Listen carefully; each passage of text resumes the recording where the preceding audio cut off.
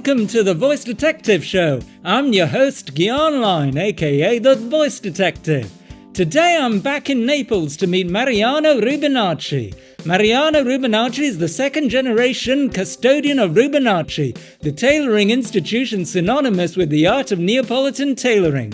Genaro Rubinacci, Mariano's father, founded Rubinacci under the name London House in 1932. Mariano, it's a real pleasure to have you on the show. My pleasure.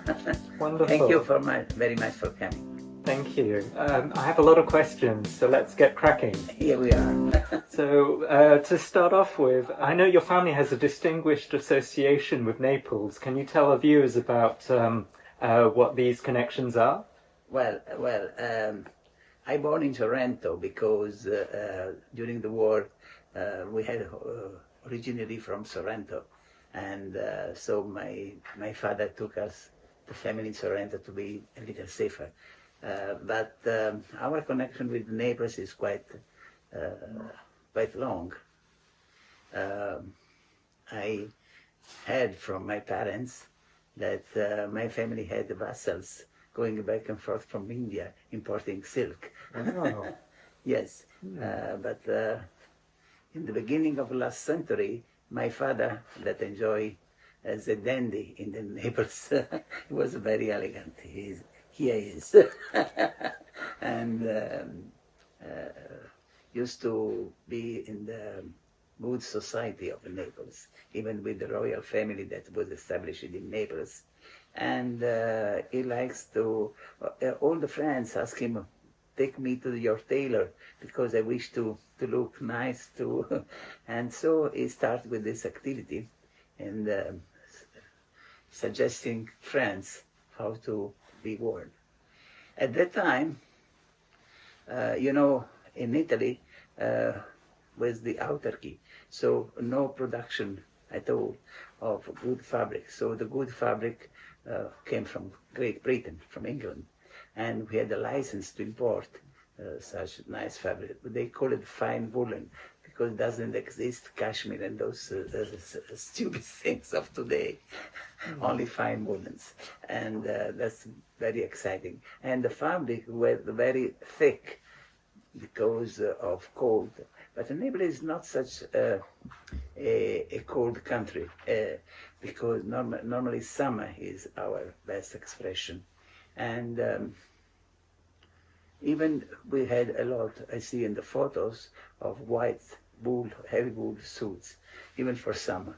I don't know how they can survive, but that was in Naples. And so that's why my father started with the business. At the beginning in Via Gyaan in Naples, and then he moved to Via Filangieri, that is next 100 meters from here, 150 meters from here. That was considered almost country at the time.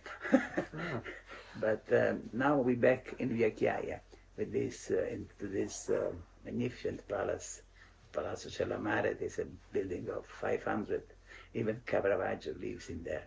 Oh. Yes, and so we are very proud to be there. What are the hallmarks of the Neapolitan style of suit, and is there a difference between the formal wear version of the Neapolitan style and the casual wear version? Well, the casual wear is something inside the Neapolitan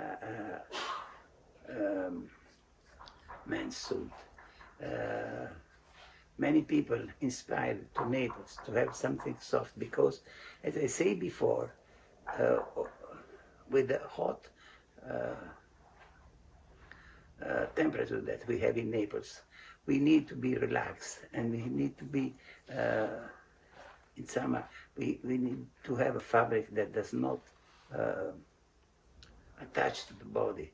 That something that has to be easy to move, because the Neapolitan guy is he moves the hands a lot.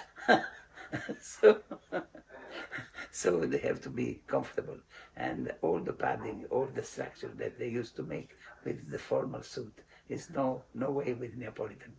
They have to be soft in all our expression. Does the formal wear in the Neapolitan style, even in that too? In the formal wear, yes, because we can have a soft tuxedo. It's not necessary to be strict, very, has to be nice, has to be nicely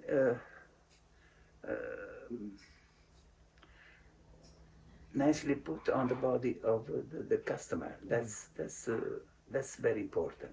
The fabric has to put gently on the body, not with no construction at all.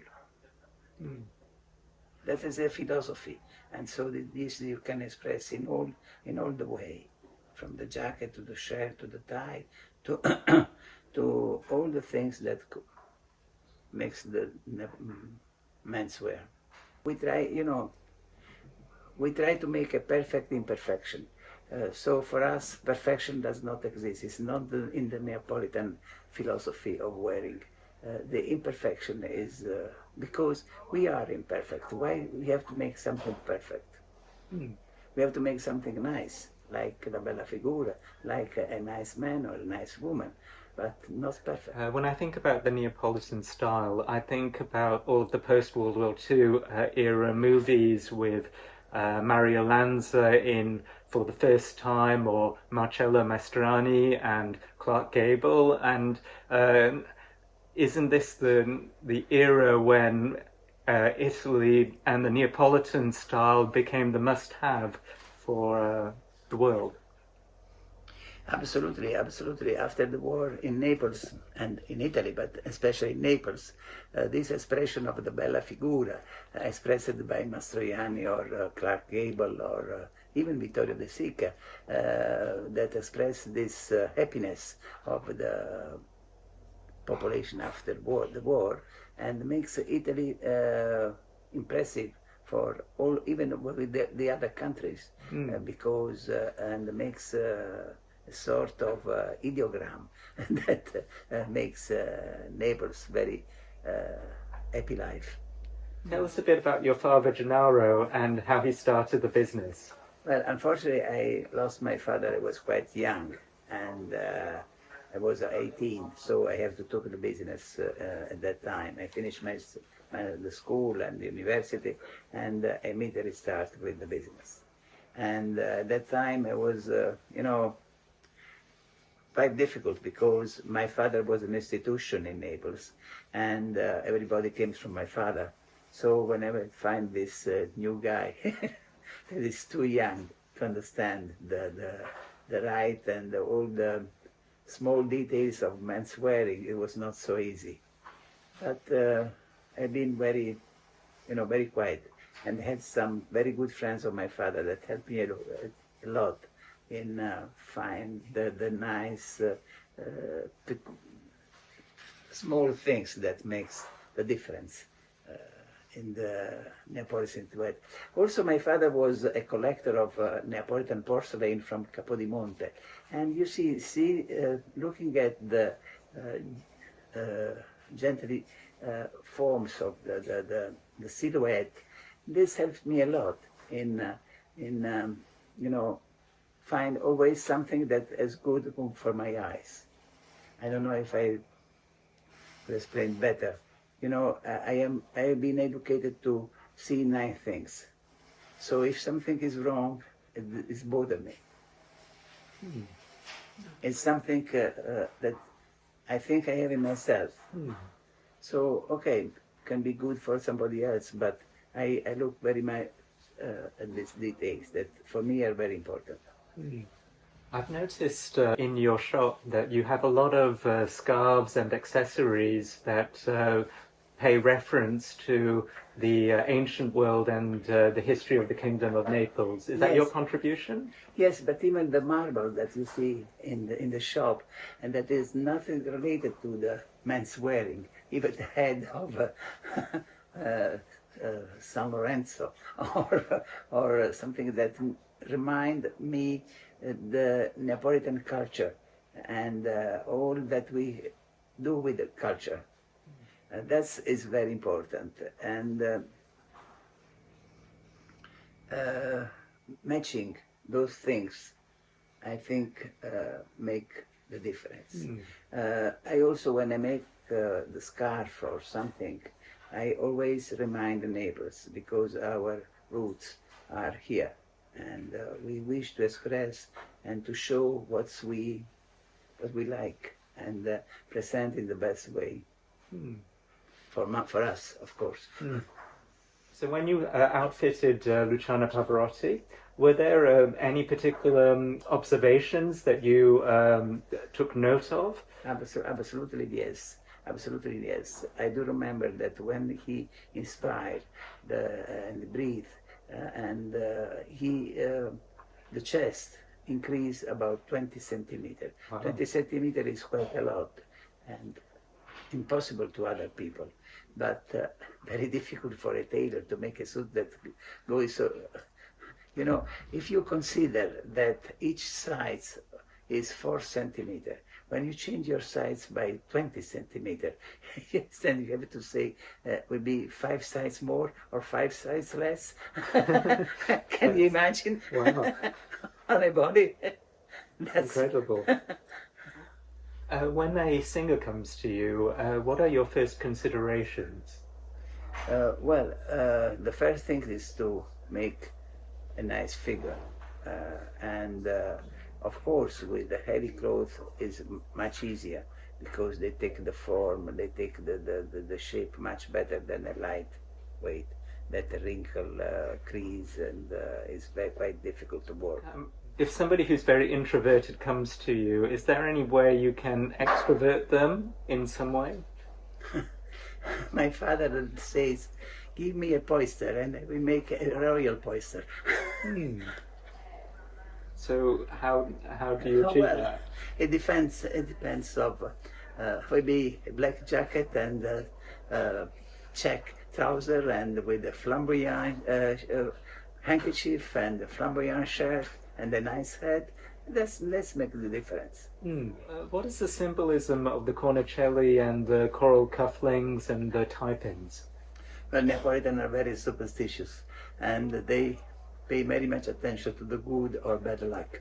So if with the small details that makes this give you a good luck. For me, for instance, I have my red ribbon on the on the waist. In 2016, some of your vintage pieces were acquired by the Victoria and Albert Museum in London. Can you tell us a bit about this collaboration? Did they come to you? Yes. Stephanie Sontag, that was the curator of the men's section at the Victoria and Albert, asked us to give a suit from my son Luca, not vintage, because there are plenty of vintage. They want something more contemporary. And so they asked me a suit from my son Luca to put in the collection of the Victoria and Albert Museum in London, the permanent collection, and I'm very proud of that. And who do you admire the most? There are many. We are, my father put the name of the shop London House, because I think England used to be the emblem of men's wearing, while Paris is from women's wearing. And I think now Italy, with Armani, with such many other people, focus on Italy on the menswear. And Napoli has been the city that with this softness, with this easy wear, with this dolce vita and this bella figura, make difference. Well, thank you, Mariano, for coming on the show today. It was enormously pleasure to have you on. It's my pleasure, and thank you so much for giving me this opportunity. It's our pleasure. And thank you, audience, for tuning in, and we'll see you on the next show. But until then, ciao for now. Ciao.